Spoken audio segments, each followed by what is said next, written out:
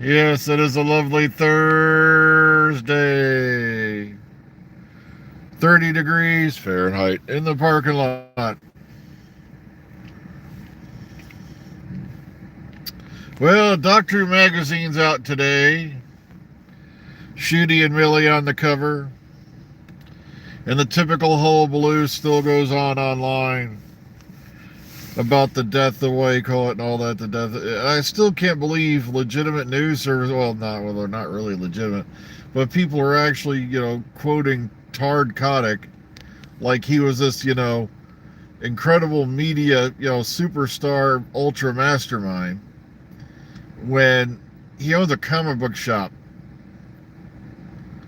I'm like, so that's all it takes for you to suddenly become the voice of, this alleged majority of, screaming babies who is going to dictate to the world what they want, even though it doesn't seem like any of these guys know what they want. Oh.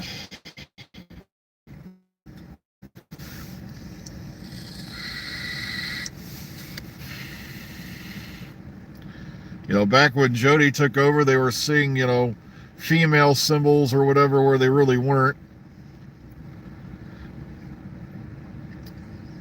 Come on, when RTD restarted this thing, we all know, he was, a gay writer, gay man, Queer as Folk being one of his big, mega hits at that time.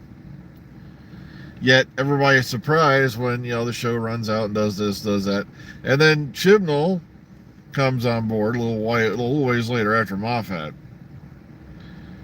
Doesn't really, I can't figure out where they were seeing all this, hidden messaging and all that.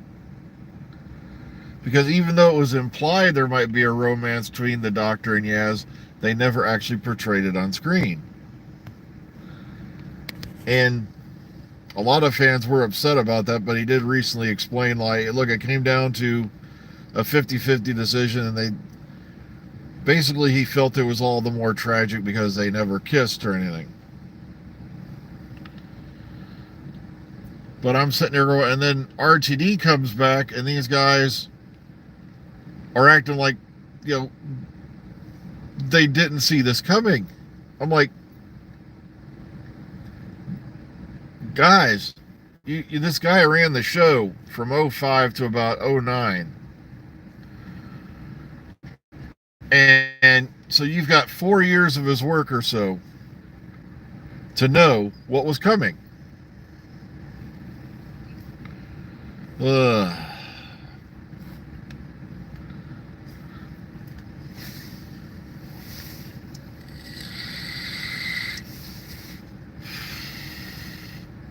But it just amazes the shit out of me. But yeah, Doctor Magazine's out today with a whole bunch of goodies.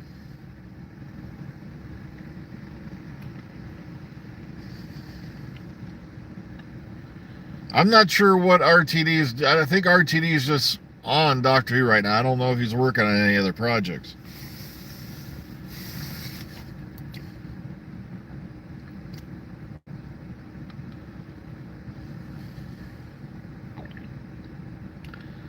But we have to give, credit where credit's due. This guy revived the show, and he did so in a way that here we are in 2023, and the show is still doing, despite what all these morons are shouting, pretty damn good.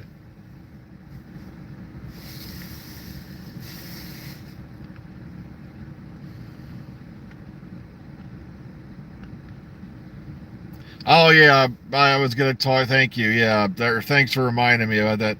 They're actually going to do a Sea Devil spinoff apparently, and I'm like, really? Out of all the ideas, out of all the races, out of all the characters that are available to do spinoffs around, let's pick the Sea Devils.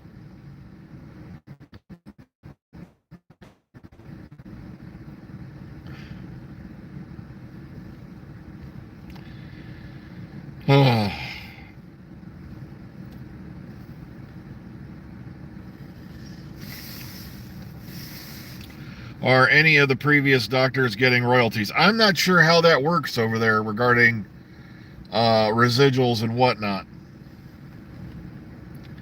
I'm not going to lie to you. I do know they get a straight up salary every year, but I'm not sure how it goes as far as residual wise. I don't think they do get any.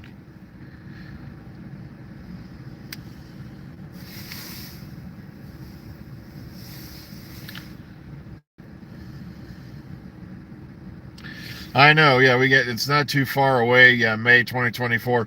It seems like a horrible distance into the future. But come on, we've waited longer. Come on, yes, some fans out there waited damn near 20 years. Well, then again, if you don't include the movie.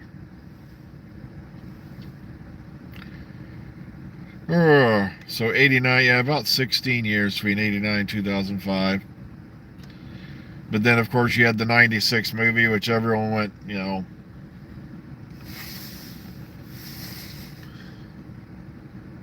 Well, I'm not sure, about the doctors in between. I don't know what the deal is going on with the modern doctors as far as residuals go. I don't know if the BBC even has a thing like residuals. I'd have to look that up, to be honest with you. I never really thought about it. I just remember they get like a salary, and it's way less than most Americans make for one episode. Come on, you had those weirdos from Friends making $1 million an episode. And come on, when Hugh Laurie got to the last season of House, just because they wanted to carry off the final 8th season, he took a pay cut to $800 and something thousand an episode. And I know, can't remember what Jody was getting. I think she was getting like $300K for a season. So it's like, that's why you do have this influx of British actors coming to America. They're looking for money.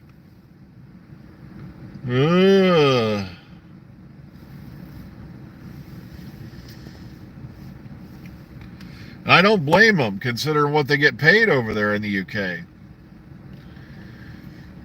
Matter of fact, here's one that'll really flip you out. Just about all those cast members of Friends, if I remember right, are still making like $20 million a year off Friends how many years later because of residuals and all that. I know the one actor in the late 70s who actually got residuals on his contract was Damon Wilson, and that was from Sanford & Son. He played Lamont. And he was one of the only ones that got residuals. So to this day, wherever Sanford & Son airs, he makes money off it. Now, he left acting, of course, and he became a Baptist minister, if I remember correctly.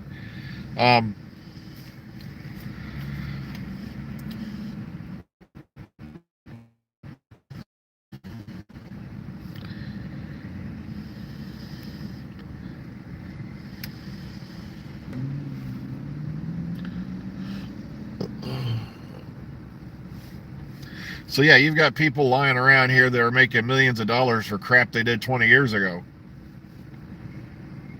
Which ain't a bad deal. I wish I could get that. Oh, they're rebooting everything. It's like we've hit this wall. If it's not a reboot, it's a prequel. Now they're trying to find a way to bring Supernatural now that the Winchester's bombed. Oh.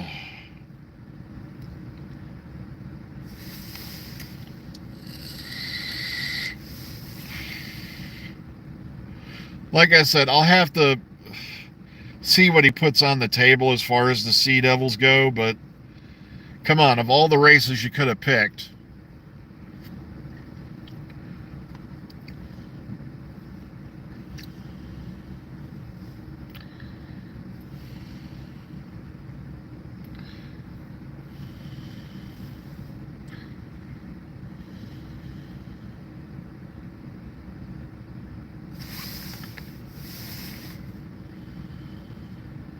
well, yeah, they're looking for money.